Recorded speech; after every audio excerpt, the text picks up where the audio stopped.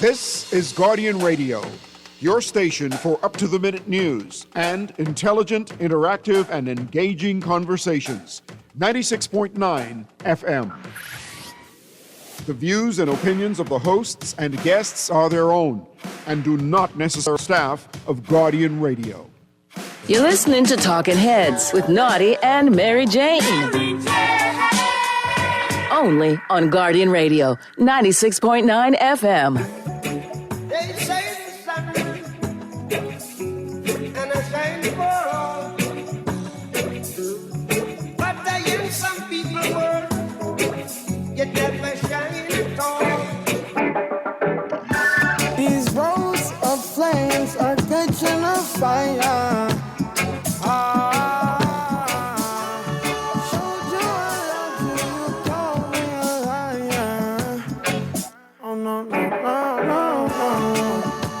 Talking Heads with Naughty is brought to you by Bahamas Air, Burger King, City of Hope, Fine Threads, Going Places, John's Department Store, Joker's Wild, KFC, Naughty Johnny's, Prestige and Games, Pindertal, Prince Masters, Sandcastle Bahamas, and Tropical Gyros. I'm hoping that you sing my song, my song. I've been on this road for way too long. I've been hoping that we all get along. These roads of flames are catching a fire. Showed you I loved you, you called me a liar. Give God the thanks and praises. I've been on my You've got it logged and loaded to the Friday, March 21st edition of Talking Heads. Your boy Naughty in your company along with Mary Jane. Right up until 6 p.m. It is the Week in Review, and we have a very special guest today. No stranger to the show. We will be talking with her in short order. But let me just get the particulars out of the way. If you want to chime in and be... MJ, you're looking rather voluptuous and sexy today, boy. That was... Man, well, I mean, because it's... Okay, going on. Let me just say thank you. I Thanks. like it. Thank you. I like it. Okay. You need to do lunch meetings more often. I like it. But it is Friday. A sweat and sneakers. It is Friday. Yeah. It is the weekend. A lot of basketball to watch this weekend. March Madness. March Madness is going on in full Mm-hmm. effect, and the NBA winding down, getting ready for playoff seasons. So yeah, I'm hinting to you now. That's what we need to watch this The whole weekend? Yes. Okay. No, but we got a lot to talk about today. So please, if you want to chime in, here's how. Here's how you can become a talking head. Brought to you by BTC. Text lines powered by BTC 422-GR96. That's 422-4796. Phone lines open in New Providence 323-6232, 325-4316, 325-4259. Toll free in any one of the family islands 242-300-5720, 242-300-5720. Stream us live. Take us wherever you want to go. GuardianTalkRadio.com. That's GuardianTalkRadio.com. That's how you get it in. That's how you get it on for fresh news, smart talk all day, right here on Guardian Radio 96.9 FM. All right. We're going to take a quick break. Flip that right into the buzz. All brought to you, of course, by John Shoes and our special guest, Miss Orinthia Komolafe. You happy with that? You got it. There you go. After like a couple of years, I don't care. you got that name down, pat now. We are all part of the strange, unique, interesting, beautiful, difficult to pronounce, wicked, long last name club. Yeah. There you go. We are. You got it, though. But I got it right. You did. And for those of you who want to say it differently, if you can't fix your mouth right to say it, just try not to butcher it as much as you can. Yeah. Just try to get it out, And don't worry about me and MJ last name. If you just get to the Z, we happy with that. Let's get to the break. Flip side of the break, we got our special guest in studio. We'll be talking about a lot of topics. Phone lines will be open. Text lines will be open. Keep it right where you got it. The Week in Review is coming up with our special guest, Ms. Orinthia Komolafe, right here on Talking Heads. The Friday, March 21st edition continues right after this. I've been hoping that we all get along. These roads of flames are catching a fire. Showed you I loved you, you called me a liar. Give God the thanks and praises. I've been on my own, but we ain't never left alone, long. And if I'm telling you the feeling is wrong. KFC is taking things to crunchier levels with the new barbecue bacon ranch sandwich. Bite into 8 layers of flavor with your choice of a spicy or original recipe X-Filet, topped with our premium ranch sauce, lettuce, tomatoes, smoky bacon, American cheese, and our rich signature barbecue sauce. All placed on a toasted brioche bun. The new KFC barbecue bacon ranch sandwich is here, and it's finger-licking good. Here's a price list of some of the roofing material we carry at Pinda Enterprises. 5/8 pressure-treated roofing ply starting at $36.68. Grace Select Water Shield, $134.20 a roll. Felt, 15 pounds, $16.50. 30 pound, $19.80. Owens, Corning Duration Shingles, and Certainty Landmark Shingles, $56.56 a bundle. Gallon of roof cement, $33.47. All sizes treated dimensional lumber. And of course, we have all nails and all screws. We have 5/8 sheetrock, $28.76. Half-inch sheetrock, $22.18. All prices include VAT.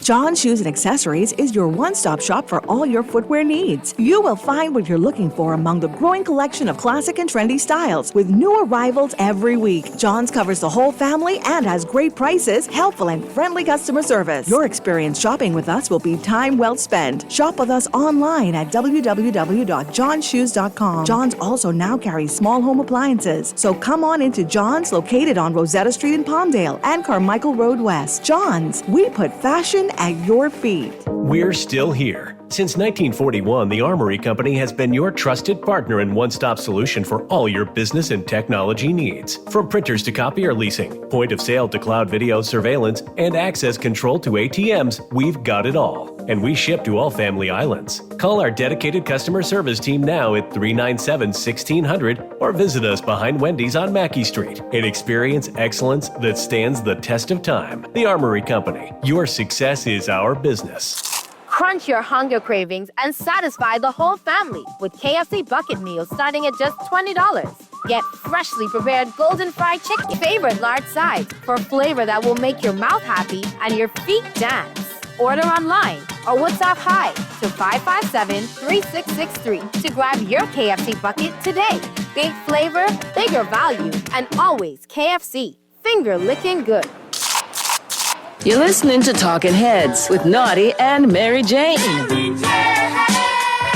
Only on Guardian Radio, 96.9 FM. It's time for the buzz. What are you buzzing on? Brought to you by John Shoes. They say the sun and I shine for all. But I hear some people word get that my shine tall. We're back at you on the Friday, March 21st edition of Talking Heads. Your boy Naughty, along with Mary Jane and your company right up until 6 p.m. We're into the buzz, all brought to you, of course, by John Shoes. We're going to get into the week in review. Our special guest, welcome back, Miss Orinthia Komalafi. How are you? I'm good. How are you? How's everybody? Good. It's good to be here. All right. It's all good. You're closer. I know, but Yeah. you're quicker, so Yeah, obviously. I didn't have a chance to You're react. good. You're just- good. Yeah, no, you're But be good. good. Good to see you. From the last time we talked, we got a lot to catch up on, a lot Yes. to talk about. Yeah, a lot of exciting This stuff is been the first happening. time for the year. Yeah. And yes. first and foremost, congratulations on your little one doing big things on the track, Yes. blazing We it were up. just talking about it the other Yes. day. You must Yeah, be and we so mentioned proud. it in sports, Yes. so good stuff there. Thank you.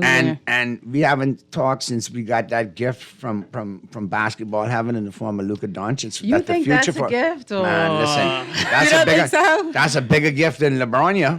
Oh, yeah, yes. And that's for life after LeBron, and that opens up the door for what you and I want LeBron's to exit, Yeah. at some of the window. Sort of, because LeBron just looked like he getting started again. No. You know? Think so? But Yes. that playoff run, maybe. Yeah. And I I don't mean, think you can't be getting started when you're pulling your groin he's getting older. conveniently. You You know, know. but it's the same groin that conveniently pulls before the playoffs when he want rest. Well, he needs Yes, a break. yes. He needs And a before All-Star break, like it did. Yeah, no, that was Yes. the ankle. That was the Yeah. ankle. So, I mean, at the end of the day, I just want the Lakers to end on a strong note.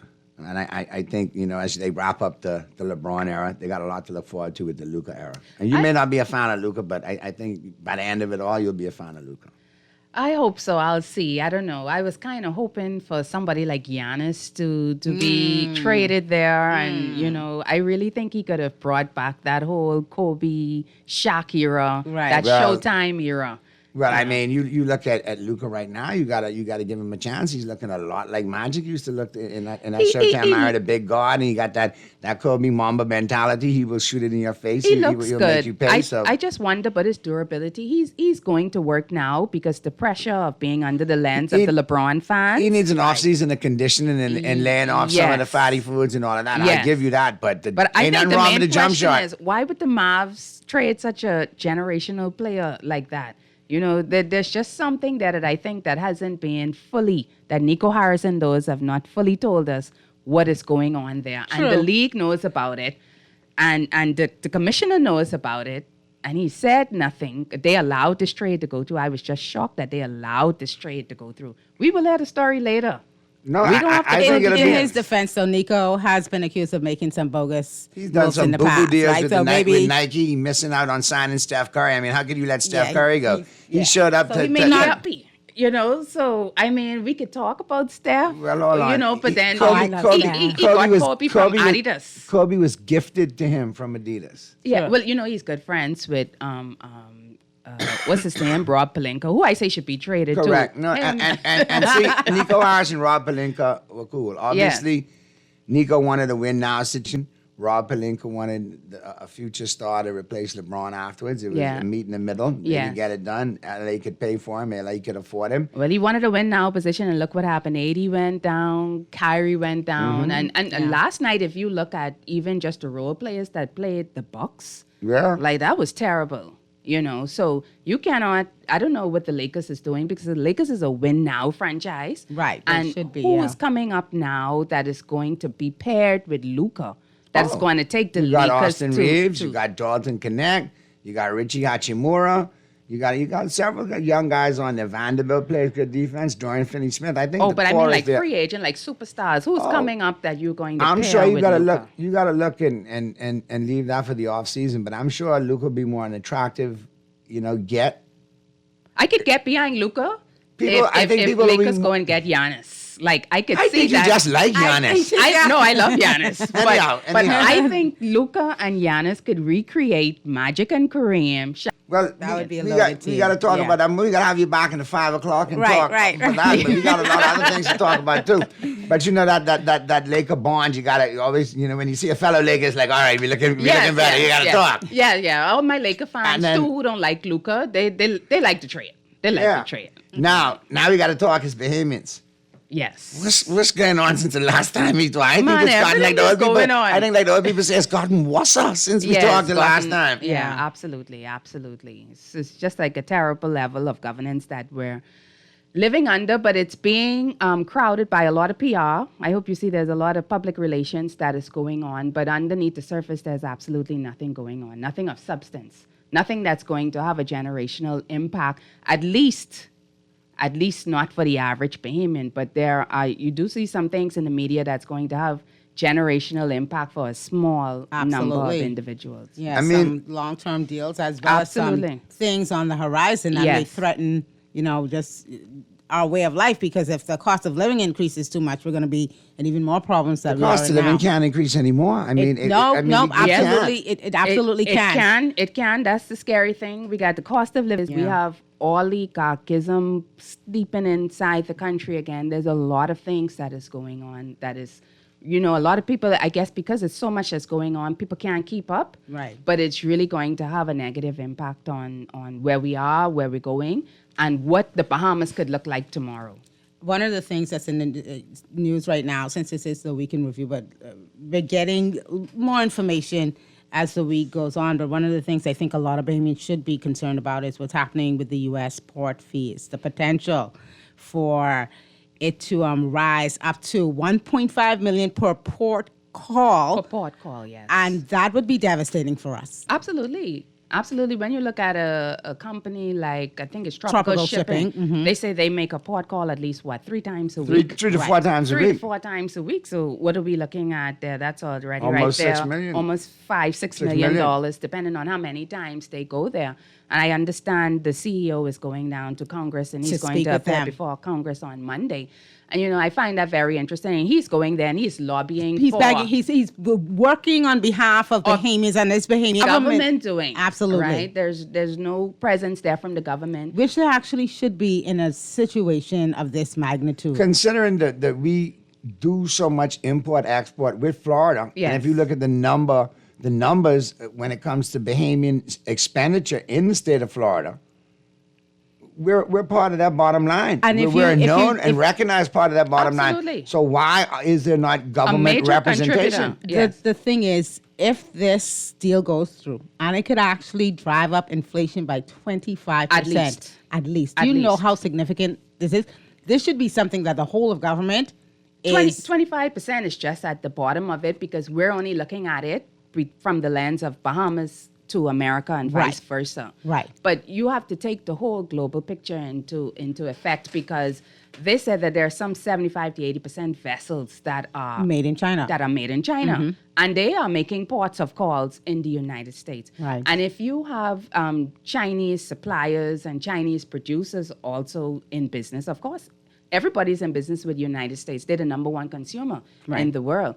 And so if you see then their cost increase, they're going to start to transfer those costs as well. And it starts to have a ripple effect just in the United States, or not just in the Bahamas, but that's going to have a ripple effect. For the world, right. The minimum 25%. is 25%. And we're just us, talking 20, because 25%. Mr. Roberts from Super Value Food. Yes, he's and just talking about he's the only food talking part from about the it. food So aspect, we're not even yes. talking about the other Exactly. goods that we. Exactly. I know the government has said, okay, well, we have to look at different sources. This is one of their solutions to all of these price increases, but.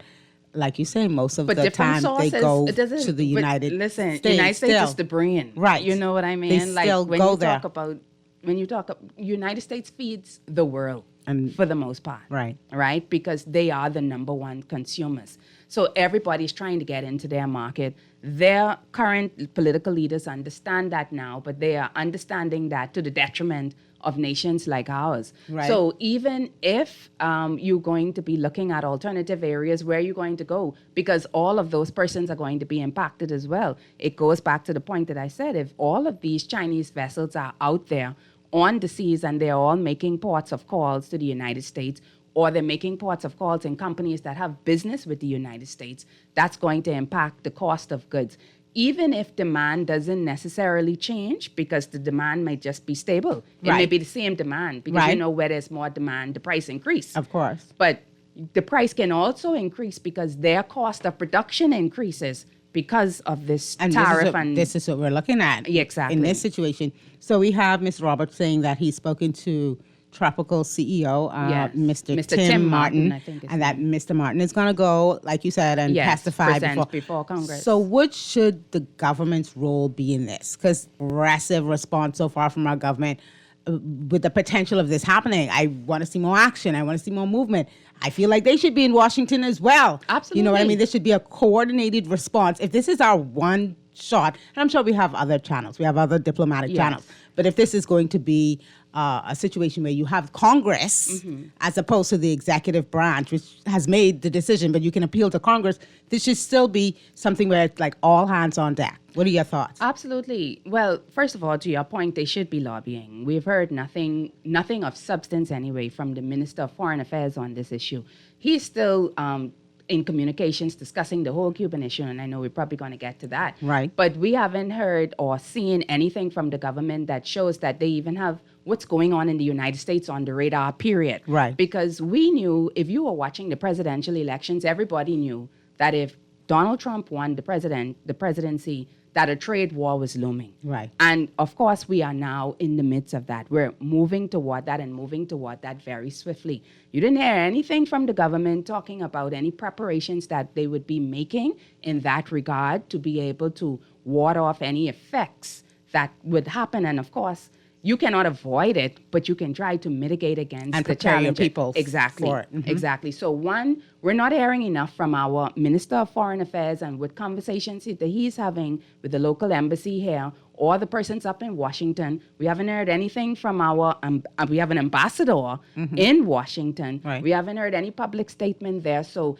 even, we talk about the diplomatic corps, and we have very little from these individuals that are in the, now like I said, we see a lot of PR. We see a lot of things that are going on, a lot of events, but we don't see a lot of things that is really dealing with the heart of what is impacting the Bahamian people or what is coming down the pipeline war. So we're not hearing anything from the Chinese ambassador. We're not hearing anything from the U.S. ambassador. Again, we're not hearing anything from our Minister of Foreign Affairs as it relates to how are we going to get Congress and these persons there in the United States of America to understand the grave impact that this is going to have on countries such as the Bahamas. Now, that's just the thing dealing with where we are now. But of course, this is a classic case of the chickens coming home to roost. And I've been talking about this for years. From the time, even if we go back, we can go back to the crisis, the biggest crisis before the last crisis, which the last crisis was the pandemic. Right. And the crisis before that was the global economic financial downturn. Right. The challenges that we had there. And one of the reasons which pushed me into public life and public service was because I saw, what happened during that period. Many investors picked up and left from here in the hospitality industry and the financial services industry. We are still experiencing the effects of the financial services industry shrinking. What we had 10 years ago, it is no more. The cost, the quality of life or the ability to demand certain wages that Bahamians were able to do, they can't do that anymore because that industry has been severely, the financial services industry, which is the second largest contributor to gross domestic product.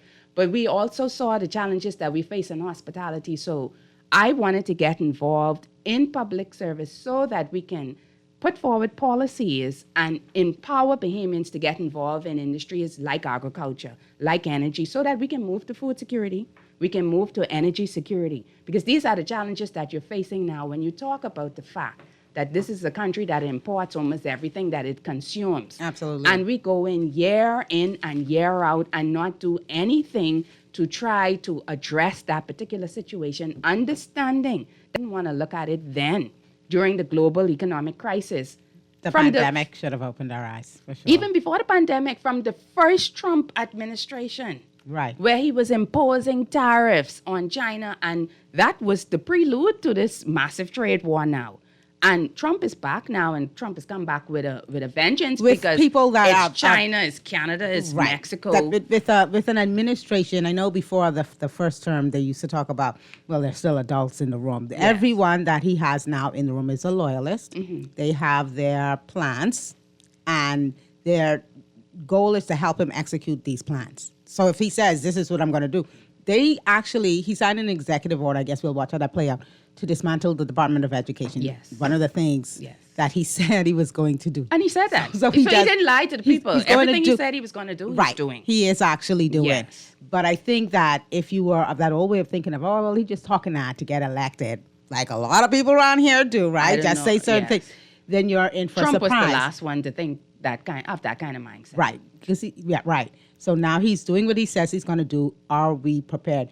Not only do we have this issue with the port fees, but since we're talking about the diplomatic corps, we also have this issue with the Cuban medical workers. What are your thoughts on that? Because that's been in the news a lot recently. That's another pressure point I think our friends in the North are applying to us and the rest of the region. What are your thoughts on the best way to deal with this particular situation? Because we have to deal with this administration, new administration. And even though we haven't been, air quotes, targeted, I mean, we getting the evil eye cash right at us. The eye coming, looking straight at us like, what you can do.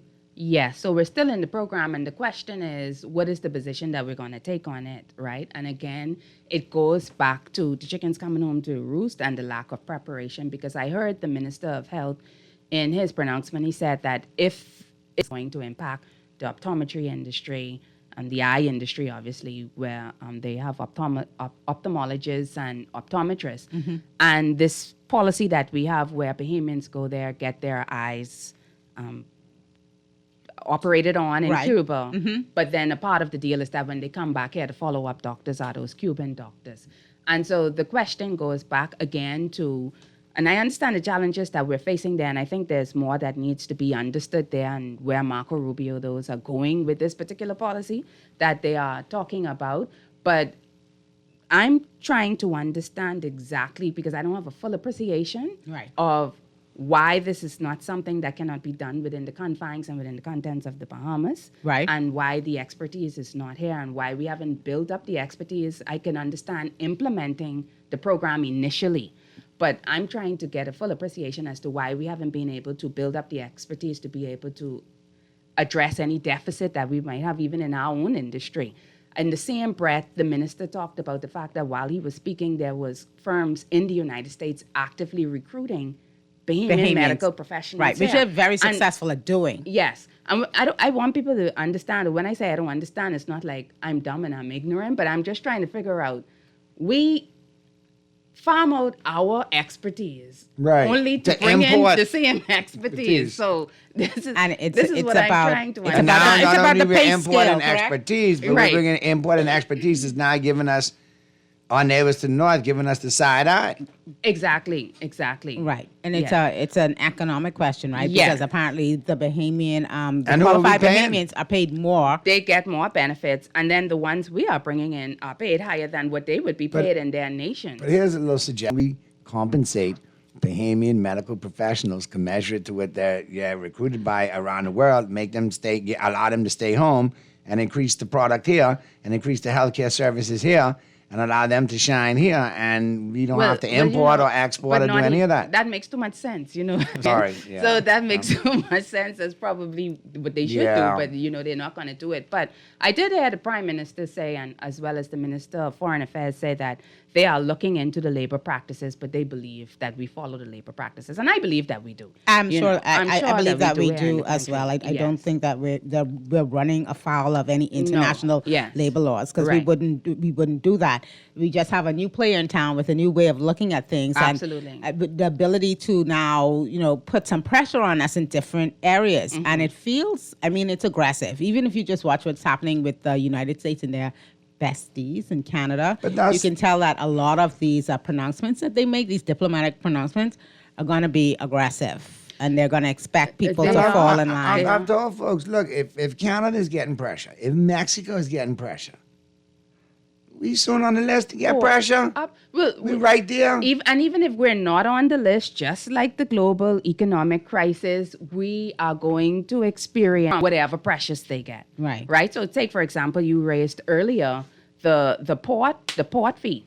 Well, Canada is saying, well, if you do this, we're going to retaliate with a tariff on aluminum. Correct. Right. So you see what I'm saying? So it's a ripple effect, and we have strong relations with Canada as well. Even our children's school there, we have diplomatic relations there, and some minor trade. Right. But at the end of the day, whatever is impacting Canada and Mexico in this trade war, and China And in this Europe, trade war, 'cause and they have a Europe, situation because happening there as well. They're getting up over and there as well, and what they have now, a mega movement going, make You Europe see it? great again. You see it?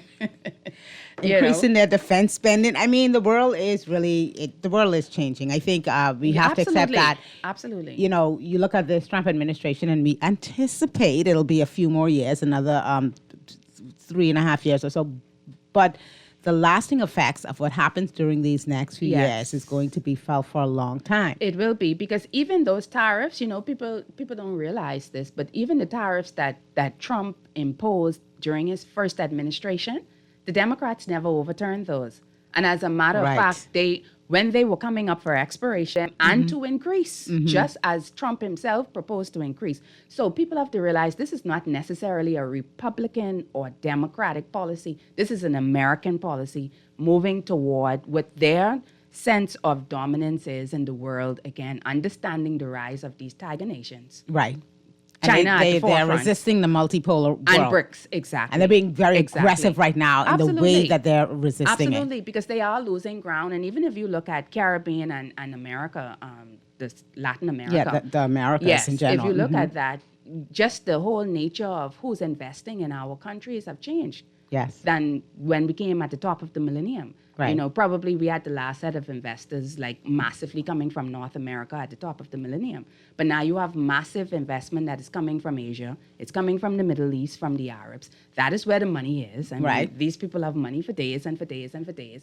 And everybody knows the person that has the economic power is really the person that has the power. Right. Right? And the benefits The- of these the golden countries rule, are- right? The one with the gold Absolutely. makes the rules, Absolutely. right.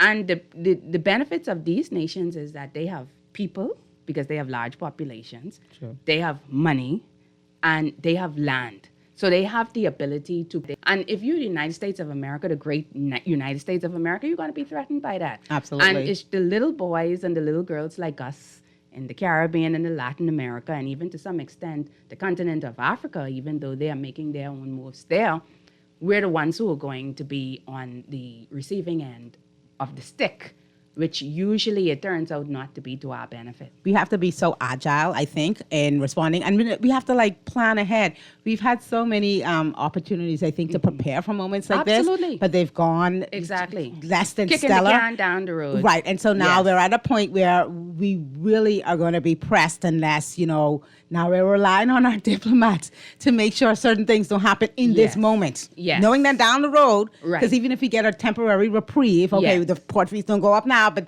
it may be like the situation with Canada and Mexico. We give you a month and then we'll, we give you 6 months and then it's happening. Yeah, exactly. But what can we do in, There's 6 very months? little that you can do, but they say you can start today. The best thing you could do is start today what you should have Yes. started yesterday. Yeah. Right? And so our governments need to get their heads out of the sand. And right now we're talking about this current administration because there are so many things. It's not if it's coming or even when it's coming. Right. Right? Because it's coming, it's here. Right. It's the impact that it's going to have on us. And we're still not hearing the language that we need to hear to be able to address because even though you're a small nation, you still can find your way to be a powerful small nation. We can look at Israel. Absolutely. You understand? Absolutely. You can look at Israel. You have a lot of bargaining power, whether it's your positioning from a geographical Your standpoint. literal, location on Absolutely. this globe. Right. And they don't understand that our geographical positioning, including the airspace, right, is a very, very strong bargaining tool that we have. Able from a position of strength. But at the same time, you can't go out there busting up your chest like we did a couple of months ago with climate change. Right. You can't go out there busting up your chest and then you're not doing anything here. Right. You don't have any vision here. You're not making any sense here. Right. Because you don't understand what's going on. And if you had understood what was going on, we would have been preparing for this long time. Yeah. Because this was foreseeable. This is not just falling in our laps. Very, very, it is not often that things just fall in your laps. You can see things moving in this direction. But we're so insular in our politics here in this country that we don't pay attention to the geopolitics and we don't understand how it's going to impact us. And the Americans, they are a talking nation.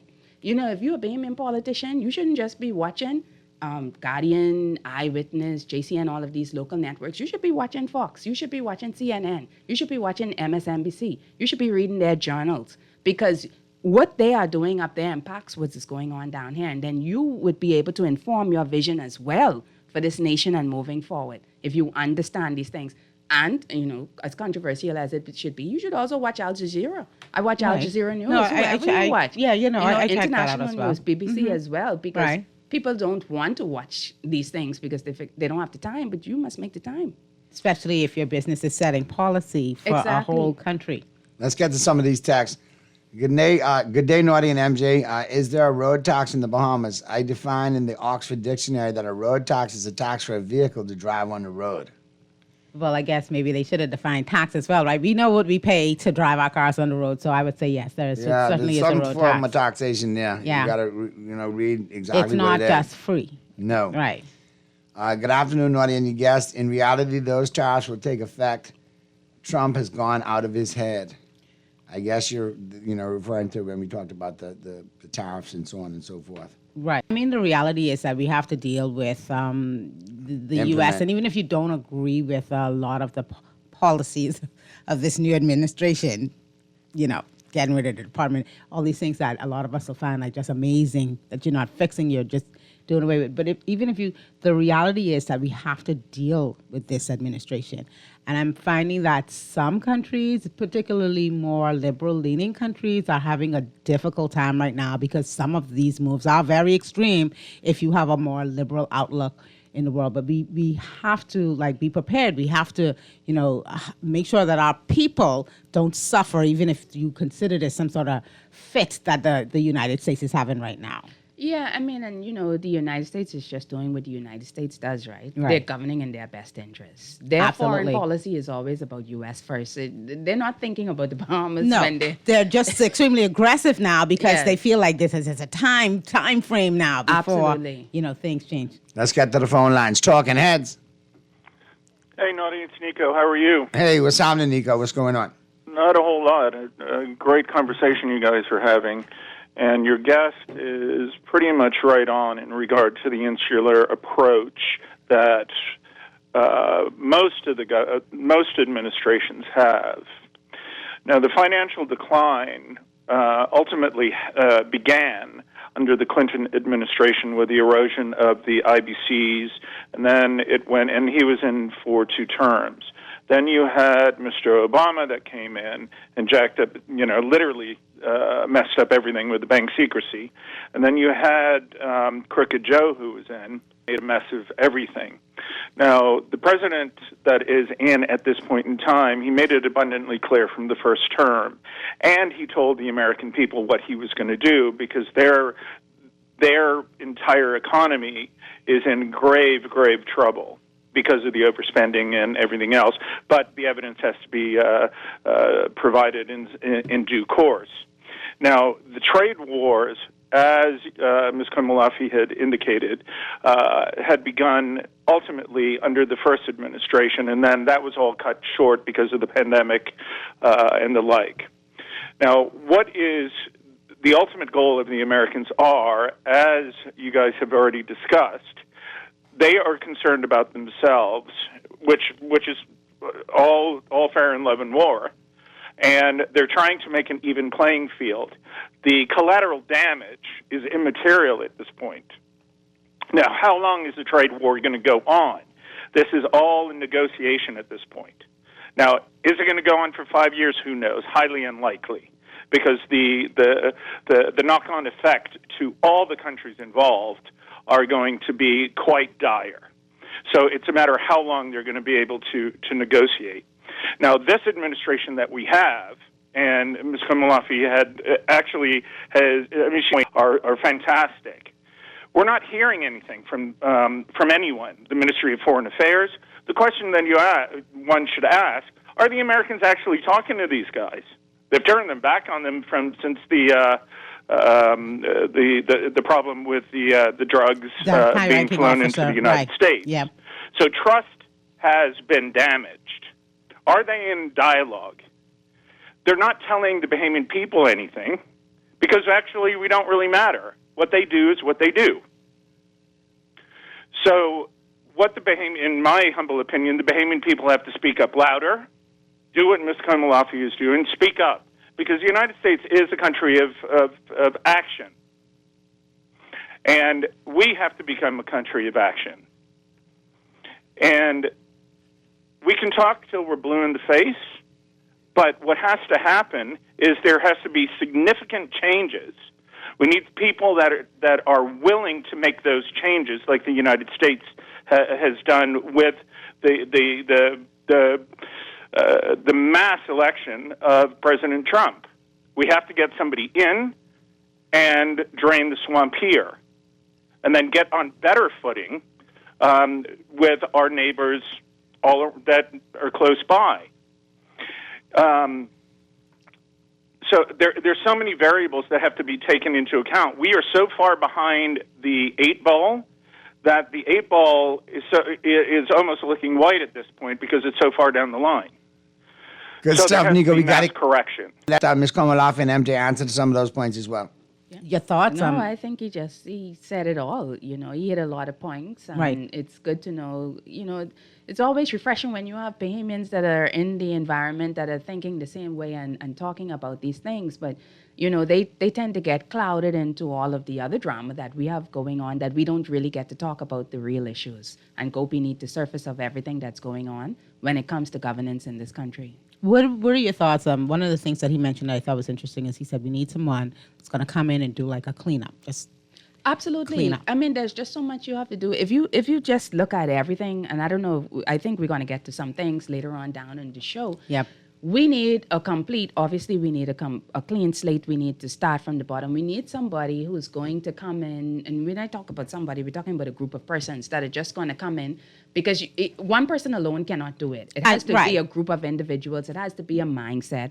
There have to be people who also have influence because it's a lot of things that happen in this country goes through influence. Bahamians follow people who they follow. It's as simple as that. That may not sound like a sensible statement, but they follow who they follow. Right. And then they don't follow who they don't follow. It's as simple as that. So you have to be able to speak in a language that the average person understands and they can all get on board and buy into this. Because the country is, I wouldn't say it's far gone, but, sometimes I look and I don't like where we are. Right. I don't like the mindset that we have developed. I don't like the sense of entitlement that is crept in. I don't like that. I believe that there's this mindset that wrong is right now and right is wrong. Right. And we might bat our lips about corruption, but we're not really serious about dealing with corruption.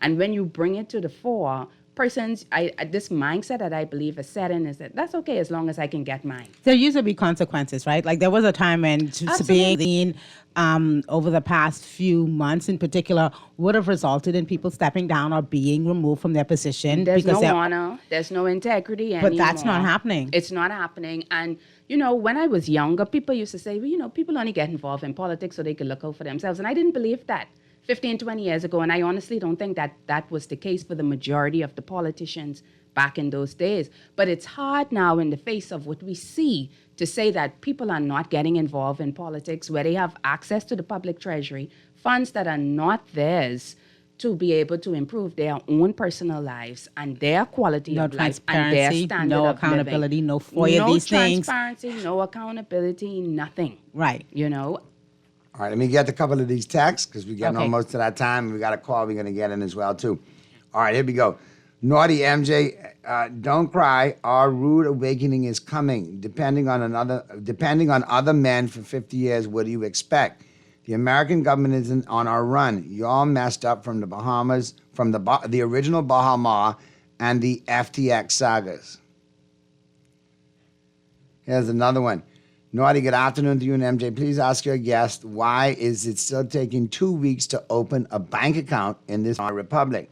The central bank acknowledged that there's too much red tape, but they're still not making it any easier. A business account takes over a month. What is wrong with these oppressors?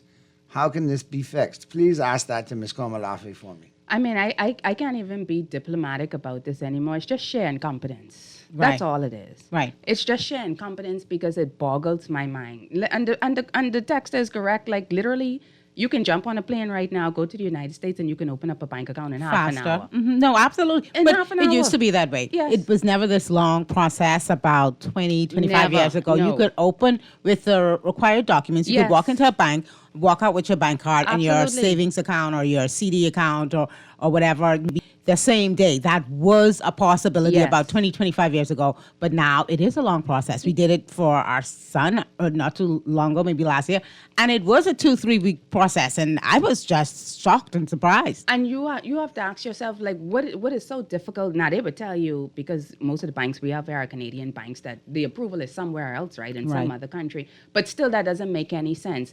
In today's world that is digitized, where technology is so advanced, you should be able, even when you sit and you open up a bank account in America or the UK, they're working off an iPad and they're there and you sign into an app and they're opening up the account exactly as they're speaking to you. You're signing documents as they're speaking to you. Even the Canadian banks, it wasn't this bad No, it never used back to in the be. day. So how is it that we have allowed this process to get to this point where it's now they're taking 2 weeks to service Bahamians, and they're like the majority of the banks in this country right now. Like that's crazy. Yeah, it's ridiculous. And you said it took you 2 to 3 weeks for a person like myself who's considered a politically exposed person. Mm-hmm. I opened up bank accounts for my children 10 years ago. Right?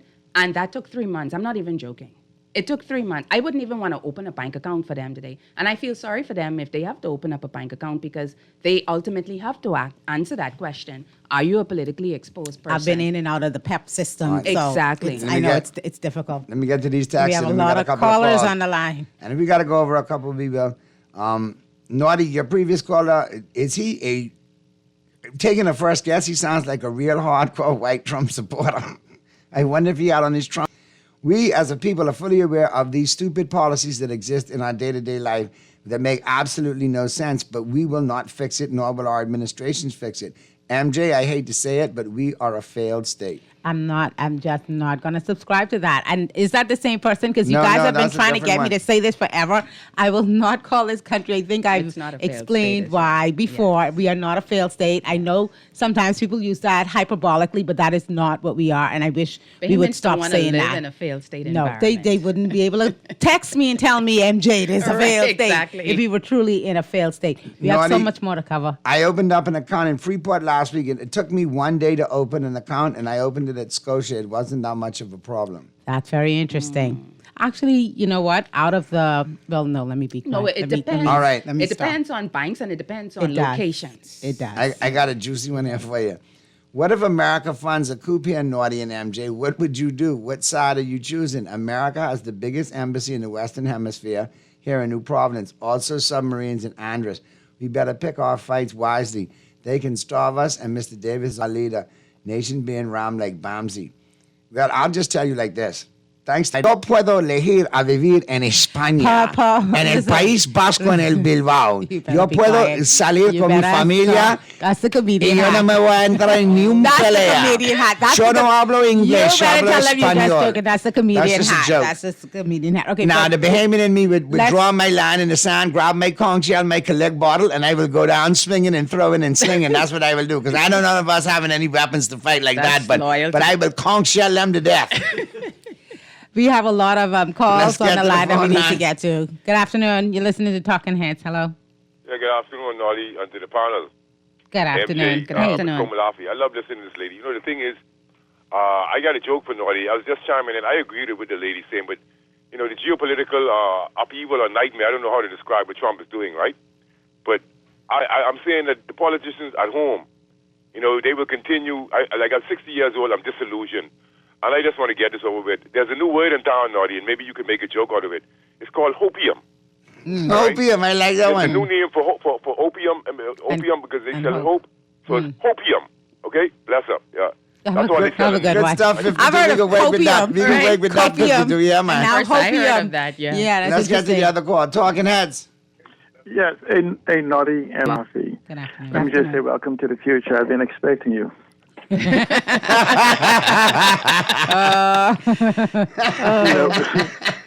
but I just want to let people know that the hope for the future of the Bahamas is already sitting in Parliament. They're just sitting in opposition. Okay, so but what happens is we have to talk about this whole concept of digitization. So the problem is that the world has changed, and if you begin to see the technocratocracy that's about to happen across the world, it's not going to reverse itself. BlackRock will play a major part in that, and so will those individuals in the World Economic Forum. The problem is that we have not adjusted our financial services or our banking or even our tourism product. We have simply been putting new coats of paint on this old house. And so until we actually begin to digitize, and believe it or not, there are 2 bills already been passed, introduced by the FNM in 2019, and the digitization process also introduced by the FNM in 2019, that can transform this country if the individuals know how to speak the language by which the intent of those bills were. And so all we have to do is get leadership that understands the digitalization, automation, datification, and digital transformation of our economy and the role that energy proves in it so that we can become a data-driven, agile, competitive destination. And I say to Bahamians standing everywhere, and I challenge the coalition and the PLP, what's coming next is capable of transforming the Bahamas. Meet us in the public sphere. Thanks. Thank you so much. See, Alan. Thanks so much. All right, good call, Seattle, as always, man. We'll take a quick break. Flip side of the break, we'll go over into the 5 o'clock a few minutes.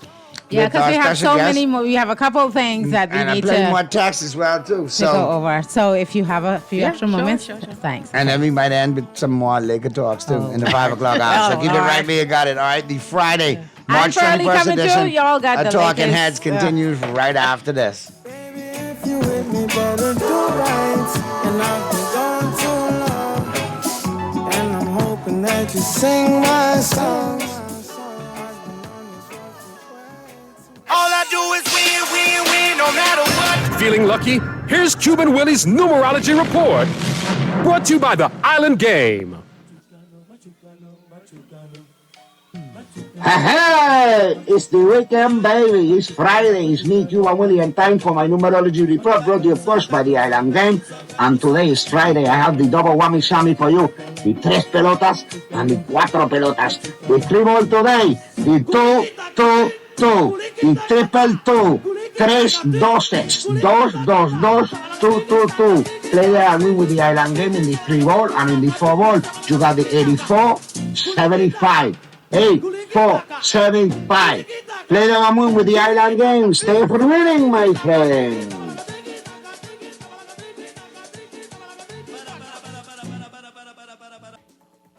Crunch your cravings and satisfy the whole family with KFC bucket meals starting at just $20.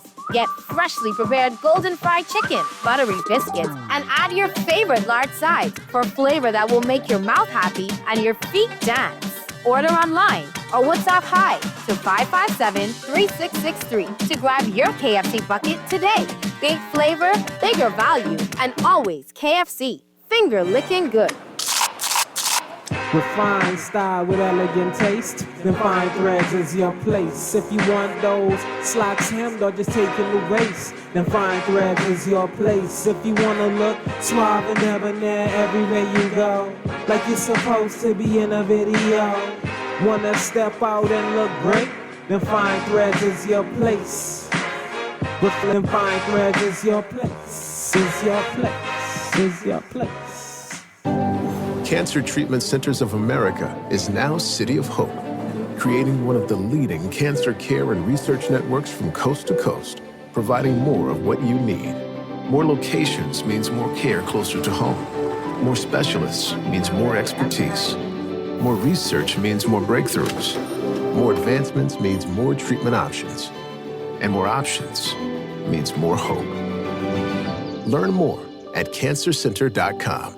From October 2025 to April 2026, you can cruise visa-free from Panama aboard Royal Caribbean's Serenade of the Seas for 7 nights of round-trip sailing with direct flights from Nassau. Don't just cruise, experience it all with Going Places Travel. Ask us today about our airfare, hotel, transfers, and sightseeing packages. Call us now at 393-6900 in Nassau, Freeport, Eleuthera, and Exuma to book your dream cruise vacation. KFC is taking things to crunchier levels with the new barbecue bacon ranch sandwich. Bite into 8 layers of flavor of a spicy or original recipe. Extra large white meat filet topped with our premium ranch sauce, lettuce, tomato, smoky bacon, American cheese, and our rich signature barbecue sauce. All placed on a toasted brioche bun. The new KFC barbecue bacon ranch sandwich is here, and it's finger licking good. You're listening to Talking Heads with Naughty and Mary Jane. Only on Guardian Radio, 96.9 FM. They say the sun and I shine for all. But I am some people world, yet never shine tall. Talking Heads with Naughty is brought to you by Bahamas Air, Burger King, City of Hope, Fine Threads, Going Places, John's Department Store, Joker's Wild, KFC, Naughty Johnny's, Purse Masters, Sands Castle Bahamas, and Tropical Gyros.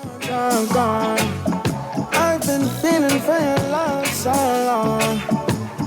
We can praise God in the moonlight. We're back at you on the Friday, March 21st edition of Talking Heads.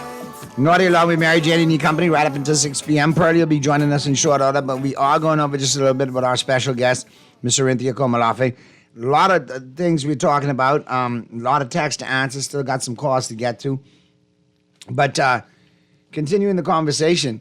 I think one of the things that I wanted to talk with her about, just some of the things that are pressing in the country right now, the fires in Grand Bahama and Eleuthero. I think I saw something out of Abaco the other day, the lack of fire trucks. That's what I was going to say, the situation, and not to jump in, but Abaco every Monday and Grand Bahama every Tuesday. Serious issues with the equipment to put out fires in both Abaco and Grand Bahama. And as we know, still have debris left from the shanty towns left in Abaco that could cause a fire risk. Abaconians have gotten ingenious and made their own fire truck, but they shouldn't have to go to that length. They should have a proper fire truck. Absolutely. An updated one. Grand Bahama just recently got one, but that's still providing a problem because you have to have one at the airport to maintain for flight services and protection of flights coming in, and then you have another one that needs to deal with all these bushfires. So obviously they need more fire trucks in Grand Bahama. And considering the length and the breadth of Grand Bahama, how big it is, they should have at least 3 to 4 fire trucks on that island.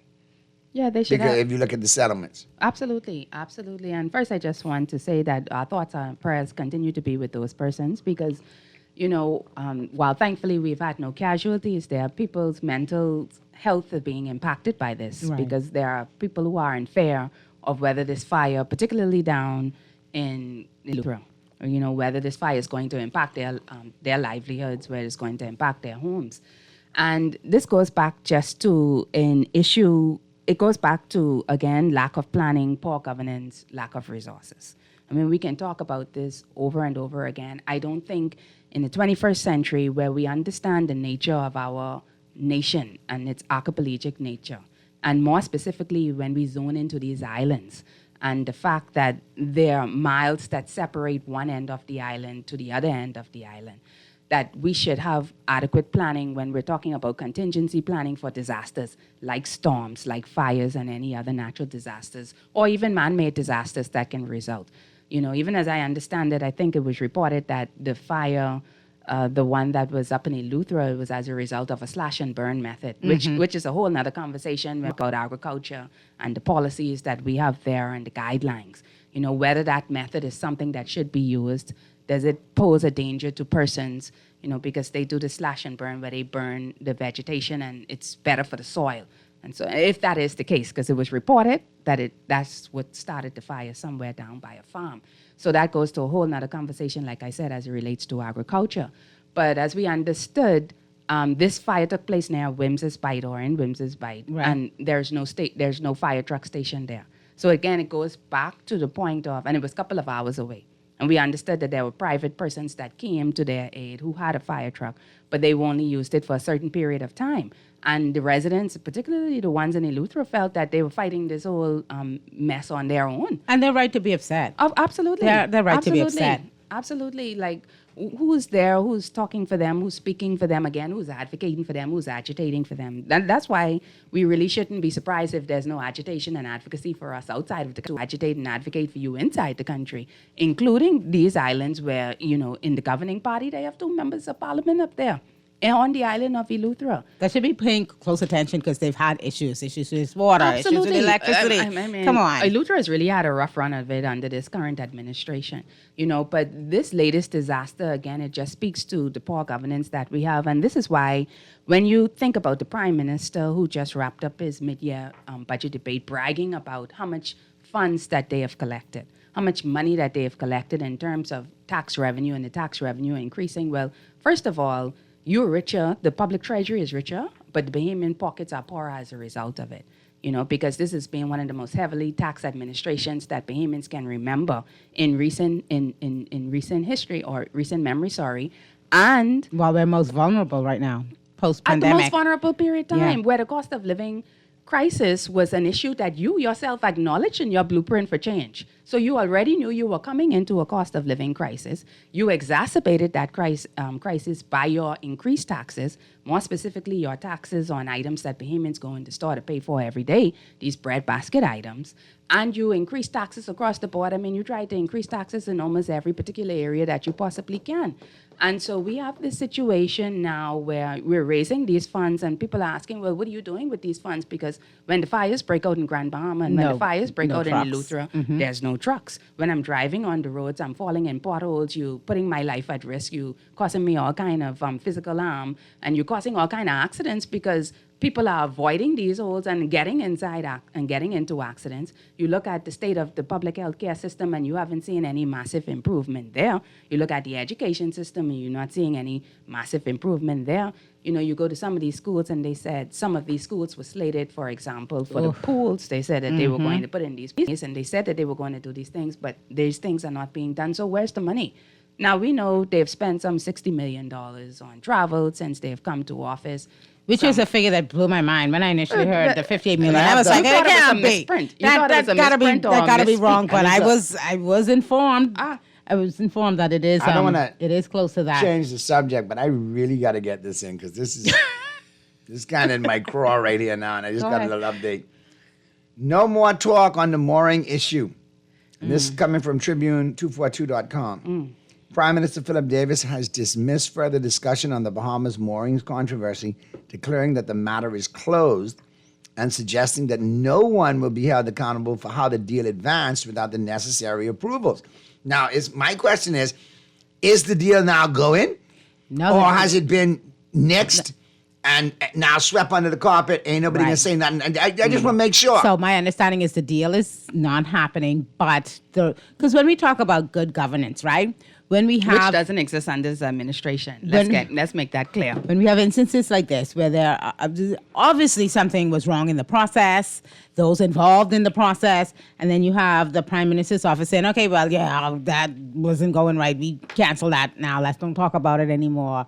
What should Bahamians think and feel about that? Yeah, well, okay, if he is dismissed, that was in the next general elections, dismiss him and his colleagues, because you came into this administration saying that you were going to provide us with proper governance, good governance. They said they didn't have any time for that. They said that they were going to be dealing with the things that impact people, but you're not dealing with that either. You're not dealing with the cost of living crisis, et cetera, et cetera, et cetera.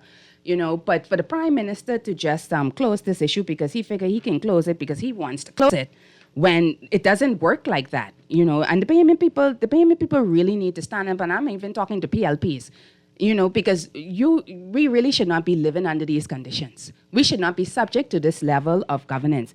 This deal was signed out of the Prime Minister's office. Right. The Prime Minister has responsibility for Crown land. He gave the lease. The person inside the office had relations to a principal in the company. We don't know who owns the company. We don't know who's behind the company. The government has said this was issued by the office of the Prime Minister, by the government themselves, who said that they have equity in this company. Well, if they have equity in this company, that means by extension, we have equity in this company, and you're not telling us about this. This is the same situation we are experiencing with the BPL deal. Now, you're giving out some deal to private individuals who we don't know all of the full details and the scope of this deal to lock up something for 25 years minimum with a possible extension of 10 years else they can really get in on this deal. But you are telling us that you're putting a close to this matter, and it's just so unfortunate that our parliamentary provisions do not provide for, because you know, United States of America, you go to Congress, you can open this up. And you can have a whole hearing going on, and people will still be going on with their governance. Right? But we have to wait every 5 years or whatever the case may be to do a referendum to get these people out of office. Because there's no way that such a public deal with public resources that was signed out of the office of the Prime Minister that multiple people know about, that we are not going to get any details on it. And he decides, as the Prime Minister, who is not a dictator of this country, even though he acts sometimes in a dictatorial manner. He has been elected by the Bahamian people, and then he was agreed to by his colleagues to serve as the Prime Minister. So you have to be accountable, sir, first to your cabinet and then to the Bahamian people as well. And he's not doing that. So I just find that absolutely, but then again, I'm not surprised. Because again, like I said, You asked the question, Naughty, is the deal next? Is it finished? We don't know. Maybe we might hear about it in a couple of months. That's what I'm scared of. Maybe it'll change form. Well, it's the same thing with the BPL deal. Right. A year ago, he said further information would come forward, right? Right. Questions were asked. Who's behind Bahamas Grid Company? Who's behind all of these other agencies? Who are the shareholders?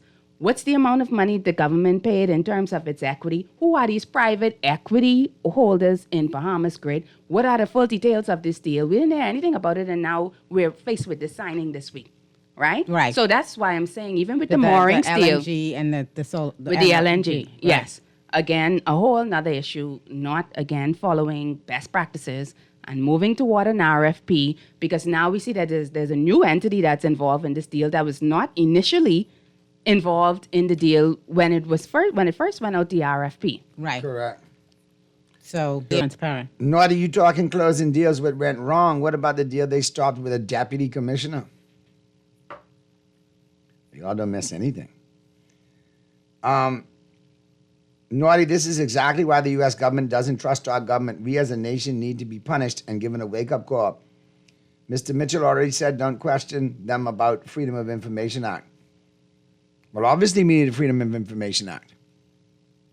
Well, then, it's clear. They're not interested in good governance. And who is so funny, because the same Minister Mitchell, I don't know if he appeared on these media runs he had this week in his capacity as Foreign Affairs Minister or as National Party Chairman, but the question was put to him, why does your party have the stigma of corruption?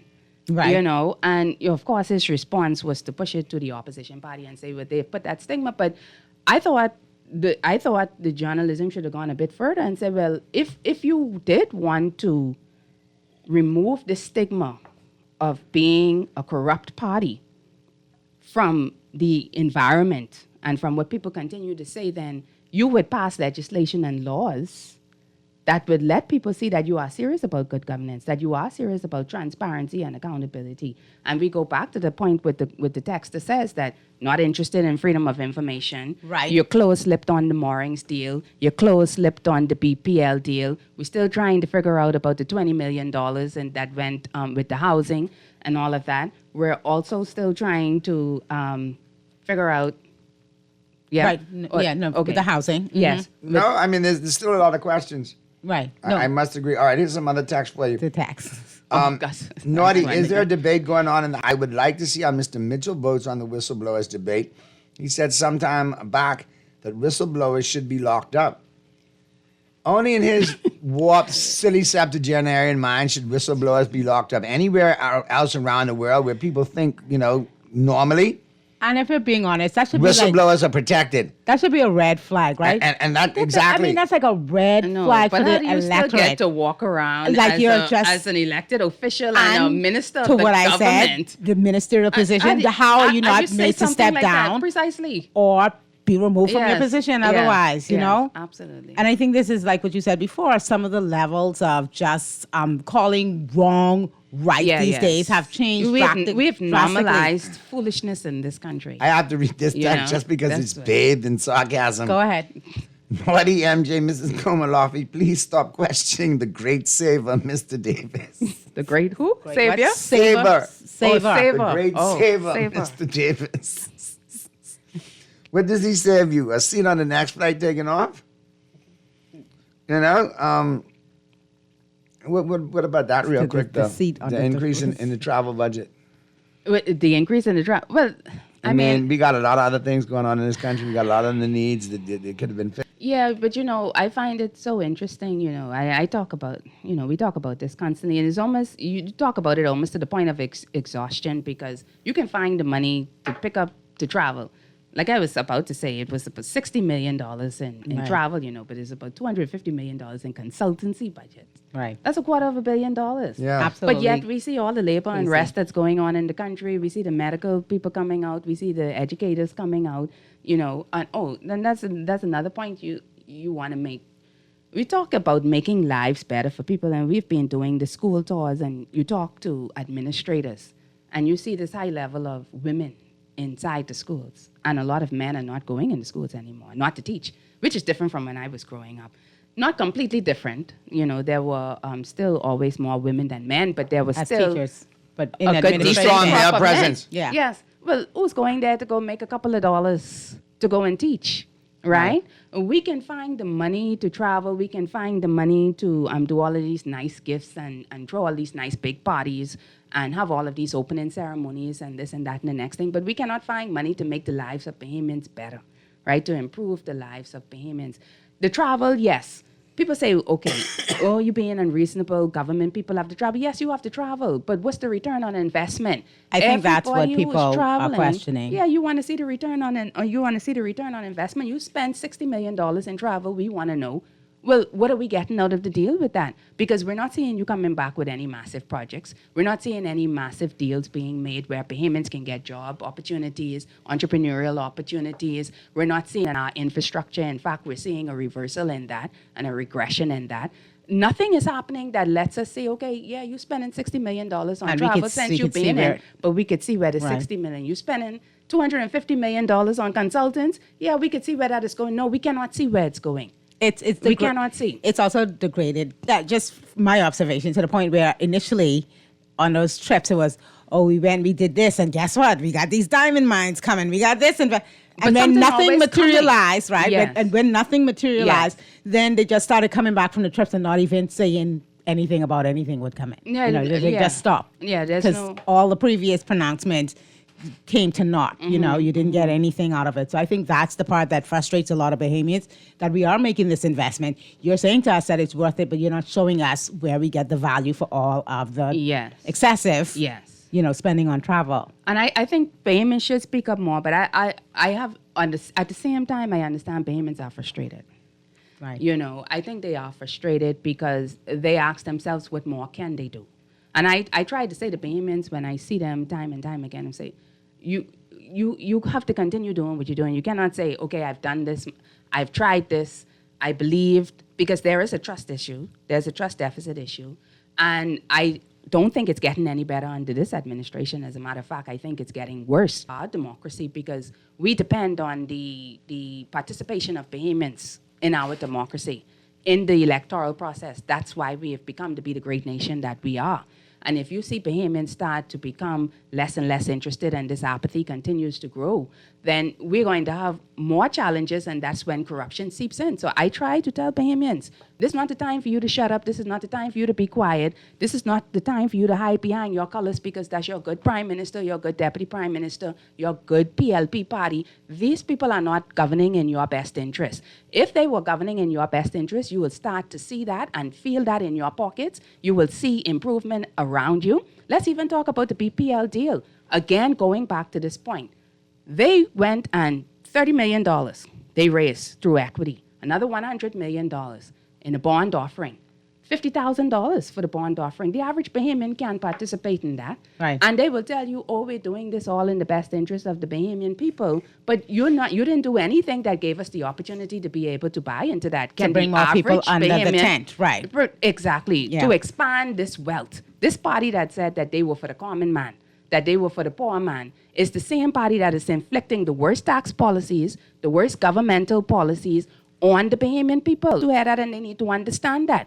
Because what I see from the numbers, the persons that march to the polls to vote the PLP in office were the PLPs. Right. Because 30%, That base. 34% only of the voting population voted for the PLP. They were majority PLP, but this is a minority government.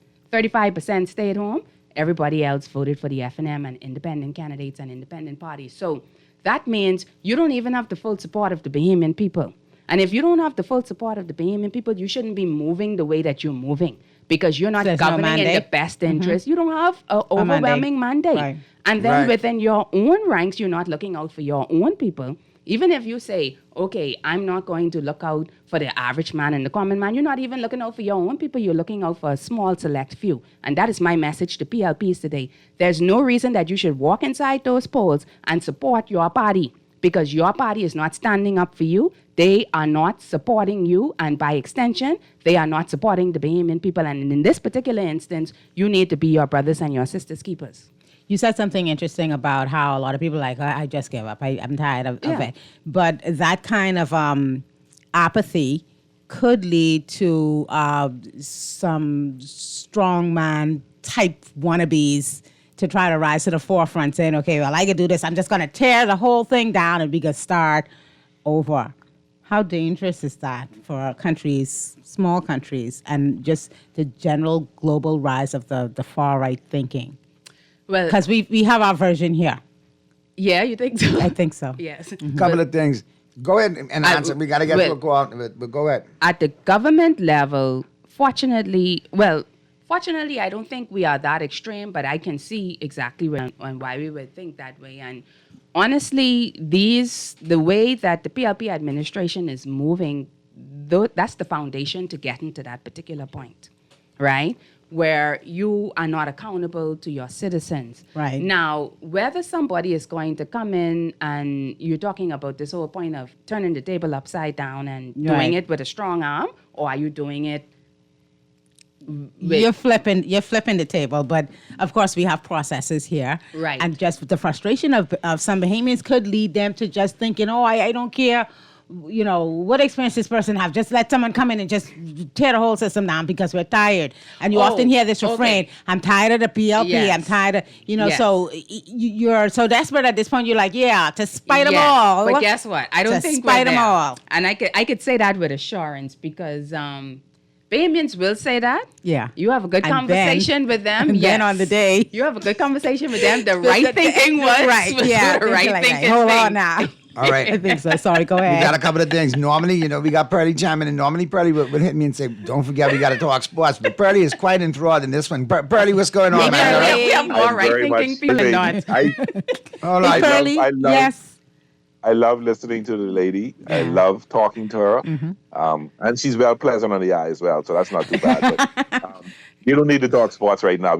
I like what she's saying. And a lot of times we need this. We need to hear from our potentials. We need to hear from our leaders talking and being real. But she's talking about the apathy that we're getting within the political scene, particularly with young people. Yeah. It's a concern. Yeah. It's a concern. If you notice how many people stayed home in the last election, we don't have that. We have a 90% voter turnout almost every election. Yeah, we used to. Mm-hmm. To have less than around a 60+% turnout, it's not a good thing to see for the country.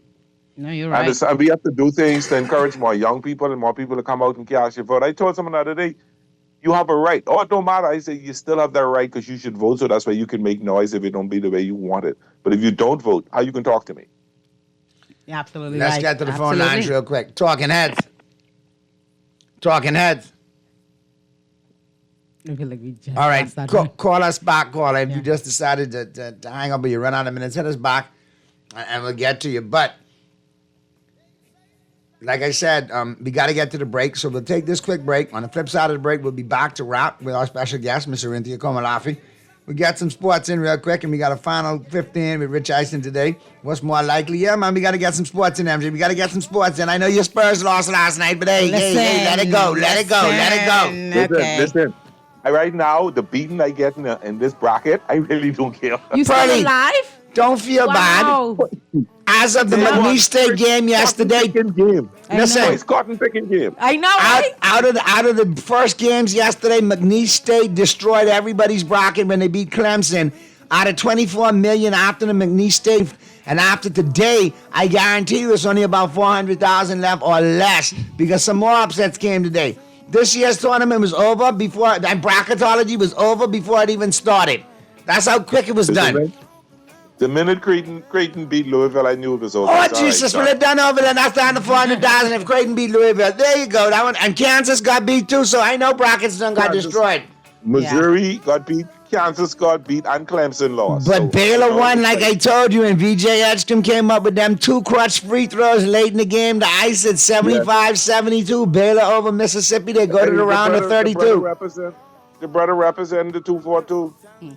Bimini in the house. Good stuff. We'll take the quick break. Flip side of the break, we'll be back to wrap things up with Miss Orinthia Komalafi, and we'll talk a little bit of sports too, so keep it right where you got it. The Friday, March 21st edition of Talking Heads continues right after this. Is there a better way to go? Teach them something before they lose the song. Oh, no. Freedom is the road. Oh, no. Coming in from the cold. Tell them not to sell it. KFC is taking things to crunchier levels with the new barbecue bacon ranch sandwich.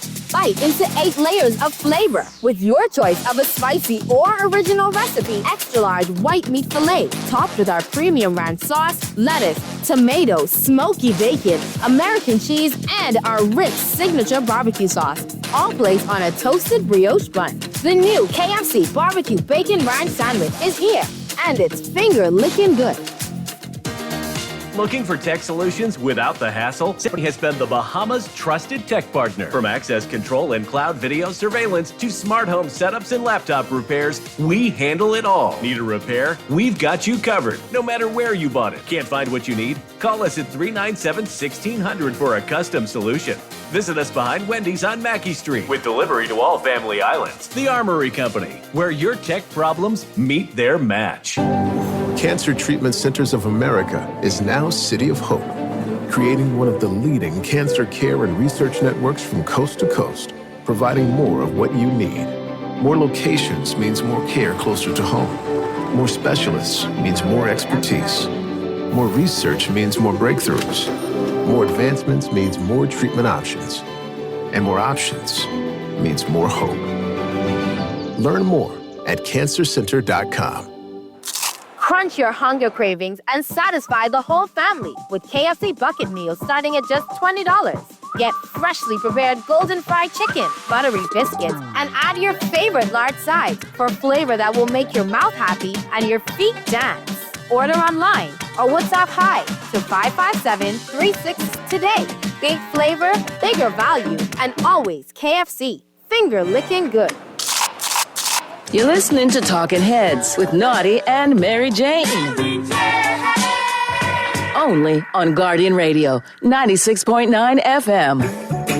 They say the sun and I shine for all.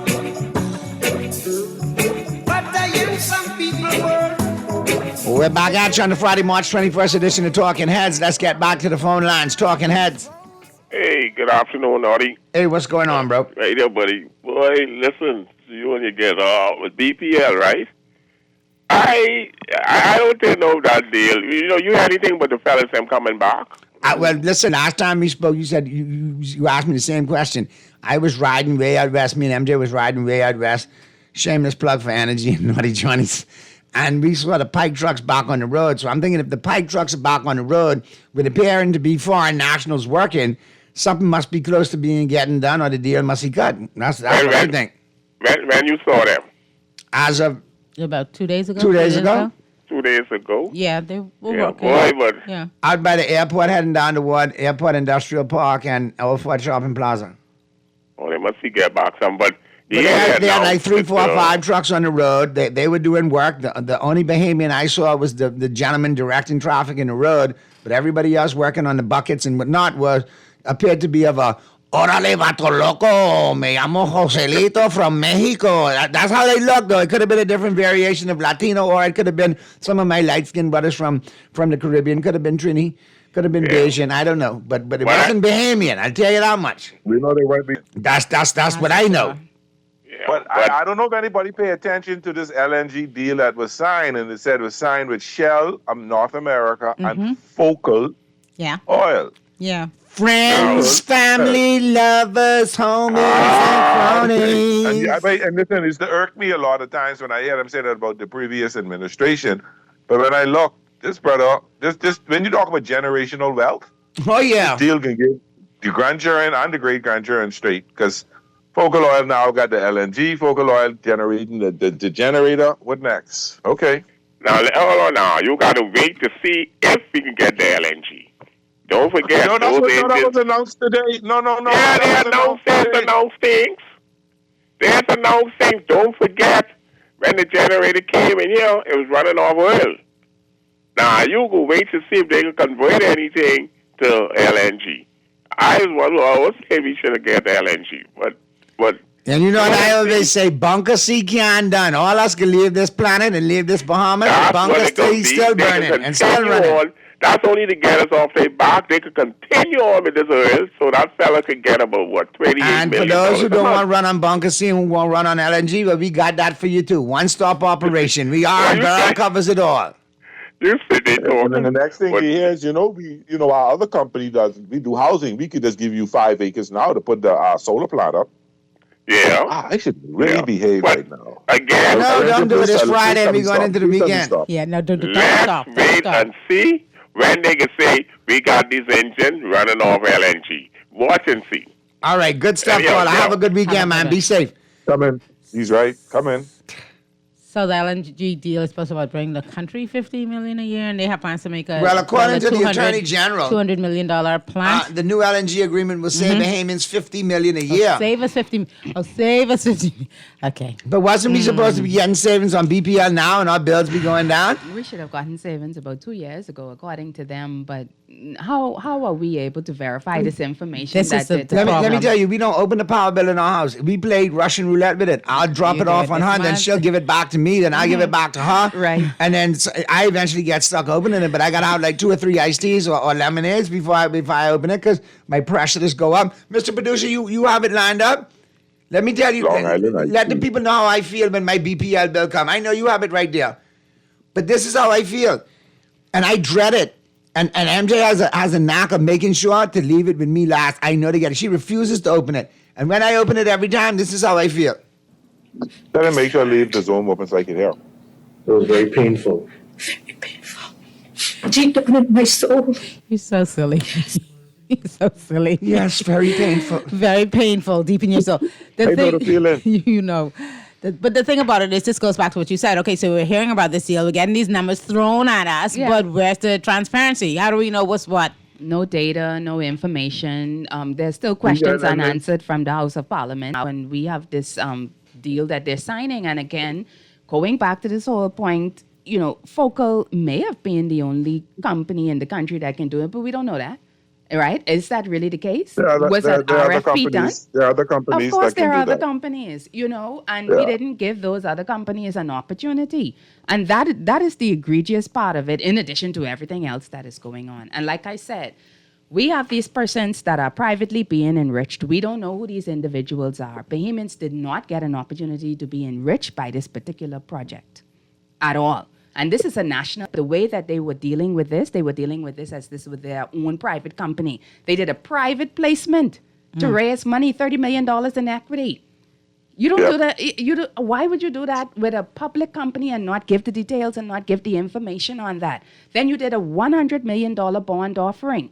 And you put it out of the scope and out of the hands of Bahamian people. Well, now all the other assets that we did, the other utilities we did, Bahamians had the ability to buy shares into those. Opportunities, Arawak Port Development. Even just recently, the Nassau Cruise Port. You can look at that as well. BTC. Cable Bahamas. BTC. Yeah.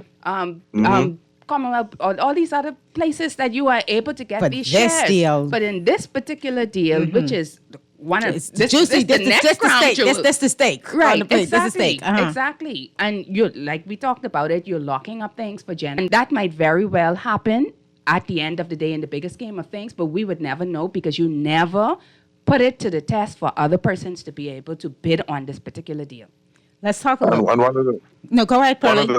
one of the sad things about it is we have something called the Public Accounts Committee, which they ignore. They don't attend the meetings. They direct permanent secretaries and not to come to the Public Accounts Committee. And that's the part of the checks and balance of the House of Assembly. And that's like the watchdog of how we spend our money. And we're not respecting that and coming in being accountable because something is not right. And that's something that the Attorney General did. He was the one that said that directed them, based on reporting, to not answer these questions. And there was no consequence for that. He came out and said, Dexter chimes in. MJ, after that statement by Ms. Komalafi, I counter again. It is a failed state, MJ. It is a failed state. Okay, let's resolve this because they want to say this, but I know that there's a serious aspect to it too. Tell us what you feel about this statement about it being a failed state. Well, I don't think it's a failed state. It's not a failed state. I don't think it's a failed state. I know it's rough. It's probably something. It's hyperbolic. I think they're just playing with me. A lot of I things gotcha. that we say could get us. To Yeah, I that think point. it's a running joke now with you and a couple of I think it's justice. okay, Tex, I get Yes. the joke, but no, you will never get me. Like something so outrageous has to happen before I would ever even contemplate thinking about this country like that. It's not there. We're far from it. That has Not both has previous governments messed up? Yes, but we're not a failed state. We have accomplished a lot as a country. We've done a lot as a country, domestically and internationally, politically, financially, and sports-wise. So in terms of being a failed state, we're not failing because we still could drive the streets and go anywhere you want to go to the movies. I think I'm not thinking that the person is just joking because I keep saying it, and I there was one time and they said I went into great detail as to why I think that doesn't even make sense to say, but I'm gonna assume Bahamians are being hyperbolic because things are so rough right now. Yeah, it's bad. Things are so expensive, and there's the potential for it to get worse. And our government, I mean, honestly, well, I mean, if you have the Attorney General, like you noted, saying that to the which that's very egregious because the Attorney General works for the Bahamian people, you know, and he needs to understand that he's not to be at the dictates of the Prime Minister and the Cabinet because he is the Attorney General, he's the nation's attorney. And how do you then direct people to not be accountable when you are the chief person in the country who's supposed to make sure ensuring accountability? Absolutely. Ensuring accountability between the different aspects of government. Now, that says a lot. But yet again, we talked about it earlier that there's no consequences, that these persons will not be dismissed from their job. But it starts with, now, I don't believe we have a failed state, but I believe we have failed leadership. Right. I would say that. I think, too, when we look forward, and I'm going to watch that congressional hearing on Monday to see what Mr. Martin is able to do, if he's able to help and impact and whether or not these port fees come into effect. But should those port fees come into effect, should we see that 50 to 60% rise, that 25% minimum rise in the cost of living directly related to just the food aspect of it, as we see these fires on all of these islands with no fire trucks, nothing to help Bahamians in their time of need, it'll be a situation where you're literally looking at it similar to Nero fiddling while Rome burnt. Yeah, I don't want to be an alarmist, but I'll tell you only what was reported by Mr. Martin himself. Something like that could sink their ships. You know, I heard him use that term. They just do not have the funds to do it. And I mean, before you could even get to the point of transferring the cost to the consumer, the business owner himself, the merchant himself, has to be able to absorb. Right. They have to be able to absorb this cost of doing business. That is going to be an added cost of doing business that they are not going to be able to absorb. Let me check the tax lines. I'm going to say this before you go, Nadia. I'm going to say this one thing and take it as sarcastic as you want to take it because I'm being very sarcastic when I say this. Yeah. Oh no, the country does great when the Republicans are in power. Oh. You got anything Trump purse to call. Anyway, Naughty MJ, Pearly, and your guest. Oh Lord, I will go on the record and say it. The last two administrations, this one and the previous one, have failed the Bahamian people. We are catching hell. We certainly are. I mean, that seems to be the general consensus. Let's go to the phone lines. That person who said that is a person who didn't support the previous government. And he justified by calling this government terrible by saying the previous government. And while the previous government made some mistakes, they had two major. So I'm figuring they mean this administration and the one previous. I'm probably saying they're only including the last one, but we're talking about this one. Yeah. Okay. You had a world shut down, and you had a pandemic going on. I understand that. I understand that. But the man at the control lacked a lot when it came to bedside manner. All right. Maybe he did. That's why I still throw rocket dog to this day. Anyway, let's go to the phone lines. Talking heads. Hello. Hi. Can you hear me? Hi. Yeah, go ahead. Hey, Naughty. Slaughter here. What's happening? Hey, what's going on, Slaughter? What's happening? Hope all is well with you and yours. Everybody's good. I just got in at the very end, but I think I heard something about $30 million in equity and $100 million in debt. Is this dealing with the Bahamas Grid Company? That's correct. Right. So you're absolutely right. So, $130 million from the Bahamian investors, but $30 million was an equity. We don't know who the equity investors are.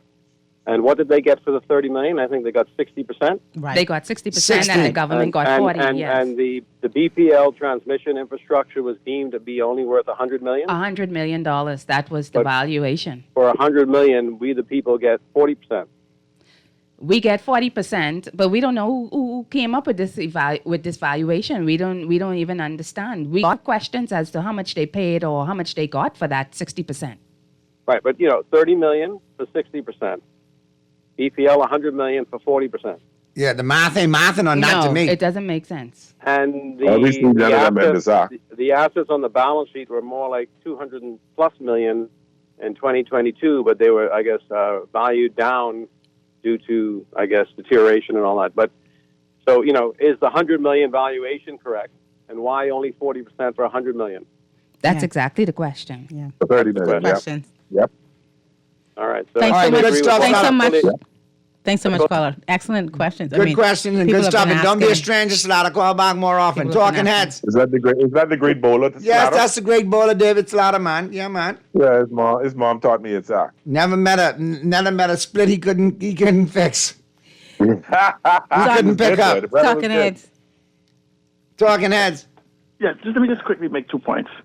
I just want you to imagine the infrastructure on New Providence or BPL being able to replace for double the value they say they are. You can't. It will cost you $1.5 billion to $1 billion, billion to $1.5 billion, maybe $2 billion to replace the infrastructure on New Providence. Then how do you get a valuation of $100 million, $150 million, or even $200 million? It doesn't make economic sense. $250 million, we just don't know. Yeah. Period. So, there's something absolutely wrong. Just let me say that the money they got to raise, do you know, I want you to consider New Providence, 5 miles wide by 20 miles wide, right? And then I want you to consider every single corridor. You know they spent 100% of the money just running 5 miles of court just from one Bay Street to the power plant so if you spent that much money, did they use the words of how many feet they run? When you calculate it, that's how much the miles is. And I want you now to take all the corridors and all the crisscross that happens and multiply that, and that's what it costs to replace the grid on New Providence. But let me make this final point. Understand that those Chinese vessels also needs to go into U.S. ports to carry goods to the people who produce it, then carry it back, and then come to us. Yeah, we talked about and so the multiplication of it, and so we need a strategy unseen of, and we need economic revolution, and a lot of things. And this government is incapable of doing it. Because I simply put, if they could in 4 years, they would have. There's no ifs, ands, and buts. So that means 2 things. If they could and they didn't do it, that means they didn't believe we deserve it. So I'm going on the part that I don't believe they could. And so what we need leadership that understand that we are 24 years into the 21st century, and the tools are there, and we need to stand in the future and build back to where we are. And I tell the Bahamians, register to vote, take 5 people with you, make sure they register to vote, so when the day comes, you can get the change you deserve. Thank you so much. Thanks so much. I think we need to demand that the government puts out this valuation report, because it would speak volumes. Because if you're saying that these equity partners got 60% and the government got 40%, and these equity partners only paid $30 million, and the company is valued at somewhere around, is it valued at 200? Is it valued at 250 million? And if that is the case, did these people pay, let's say the company is valued at 250 million, $3 million for a 60% equity stake? That's a serious deal. It actually And doesn't make.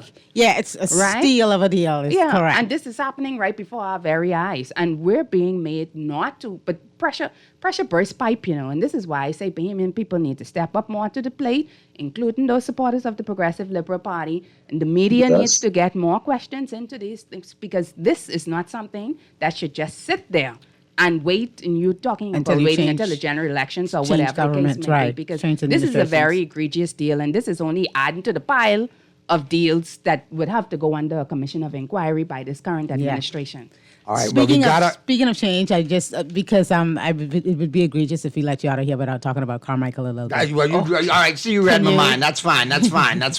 Can you talk to us a little bit about Carmichael, because we've been very interested in what we've been seeing in Carmichael. Yes. Well, we're very busy, very active there on the ground. We've been constantly on the ground, knocking on doors. We're making our rounds, getting into the community, the schools, the different places. But we like the response that is there on the ground. I think that we're getting a positive response. I think the Free National Movement is getting a positive response, generally speaking. And people are looking forward to the election day to do the right thing. Well said. All right. Well, hey, all I'm going to say now is thank you. And we'll arrange for next month, okay? Yes, next month. Don't I'm be no gonna- stranger. Let us know next month so we can get in and chop it up again. Absolutely, we'll be back here. I'm gonna head back to the tracks. Oh, And- yes, yes. Well, 'cause- I just want to give a shout out to my daughter. She just texted me, asked me if I'm there. Coming, I'm heading back, but shout out to her. She broke the high jump high school national record. Awesome. We're so proud of her. Excellent. Yes, Excellent. yes. So she's the reigning champion. Oh, so just wow. wanna Good put that stuff out there. for her. Good Yes. stuff. Good Proud stuff. mom. Yes. And high jump too? In high jump, she's jumping taller. She's jumping over me. Scholarship. That's what I'm talking about. Absolutely. Future Olympic medalist. Yes. Big time endorsements. Amen to that. European Track League. That's what I'm Yes, talking. Keep it coming. Keep it coming. There you go. All right, good stuff as always. Regards to hubby, regards to the Yes. fam. Yes. Continue to do well. Yes. Continue to wind LeBron out of LA, and we'll talk to you next Yes, month. we'll get Braun out. Amen, amen, And do you watch amen, F1? amen. Huh? Do you watch F1? Yes, I do. Chinese Grand Prix. Lewis Yes, on pole yes, for the yeah, sprint. Ferrari. That fills it in. Listen, Lewis is big in the household. I like to root for Lewis. He's been through a lot. Yes. Anytime he wins, to me, it's a thumb of the nose in that racing circuit, which is very elite and very stuck up. So I like to see him do well. Yes. But also coming up in May, right around the corner, Kentucky Derby too. We got to talk horse racing too. That's near and dear to my heart too. So there's a lot of racing coming up over the next couple of months. All kind of good stuff, but we will talk again. Thank you so much. Pearly, Thank you. enjoy your weekend. MJ, you know we will enjoy our weekend. Mr. Producer, Yes, thank you. you've been awesome. Appreciate you. Everybody who chimed in, called in, texted in. We'll do it again. We'll see you Monday on Talking Heads. Be safe. Have a great weekend. Bye, MJ. Bye, Pearly. Take care. A better way to go before you lose the soul. Oh, no, no, no. Freedom is the road. Oh, no, no, no. Coming in from the cold. You try to rest, but roll with the best. For all your printing needs, there ain't no one better, no. For posters and banners, magazines and flyers. For window decals, greeting cards and newsletters. No job too big and there's no job too small. You name it, we can print it.